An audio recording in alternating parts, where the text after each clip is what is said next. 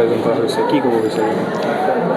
মই নমস্কাৰ জনাইছোঁ, ধন্যবাদ জনাইছোঁ। এওঁলোকৰ যিটো অনুষ্ঠান আমাৰ স্কুলক বাছি ল'লে, তেওঁলোকে ল'ৰা ছোৱালীখিনিক সজাগতা আনিব বুলি মই আশাবাদী।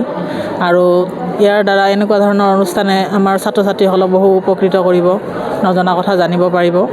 তাৰ কাৰণে তেওঁলোকক মই অশেষ ধন্যবাদ জ্ঞাপন কৰিছোঁ।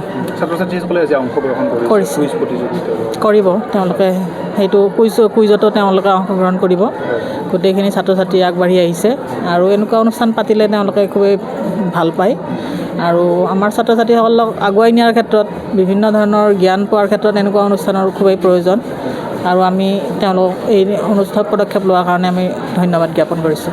অনুষ্ঠানটো আয়োজন কৰা হ'ল, কি কি অনুষ্ঠান থাকিবই আমিতো এইটো পদক্ষেপ লৈছোঁ, আমাৰ যিহেতু 50 বছৰ গল্ডেন জুবলি চলি আছে, এই সময়ত আমি এই অনুষ্ঠানটো আৰম্ভ কৰিছোঁ। ইয়াৰ পিছত আমি কৰিম কুকুৰমাৰা এখন স্কুলত কৰিম, ৰোহিণী কুমাৰ চৌধুৰী স্কুলত কৰিম। ইয়াতে আমি বৃক্ষৰোপণ কৰিলোঁ প্ৰথমতে আহিয়ে। আজি থিমটো ৰাখিলোঁ ক্লিন এয়াৰ ব্লু স্কাই, এইটো ইণ্টাৰনেশ্যনেল থিম। গতিকে এই ধৰণৰ অনুষ্ঠানবিলাক আমি সজাগতা সভাবিলাক পাতি থাকিম।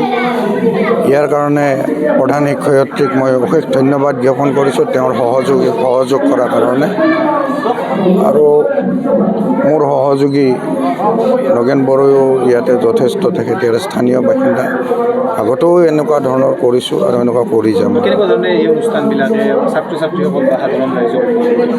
ছাত্ৰ ছাত্ৰীসকল আমাৰ হ'ল ৰুট লেভেল, তেখেতসকলে আমাৰ মূল তেখেতসকলে সজাগ। আমি কৰিবলগীয়া কাম বহুত আছে, তেখেতসকলে আগবাঢ়িলেহে তেখেতসকলৰ দ্বাৰাই আমি এই প্ৰদূষণমুক্ত এটা পৰিৱেশ গঢ়িব পাৰিম। গতিকে ছাত্ৰ ছাত্ৰীসকল বা সৰু সৰু যিসকল উঠি অহা নতুন প্ৰজন্ম আছে, তেখেতসকলক লৈ আমি আগবাঢ়িব লাগিব। আমি নিজে একো কৰিব নোৱাৰোঁ, আমি নিয়মহে বান্ধিব পাৰোঁ, কিন্তু তেখেতসকল মূল মানে ৰোধ কৰাৰ কাৰণে। ঠিক আছে।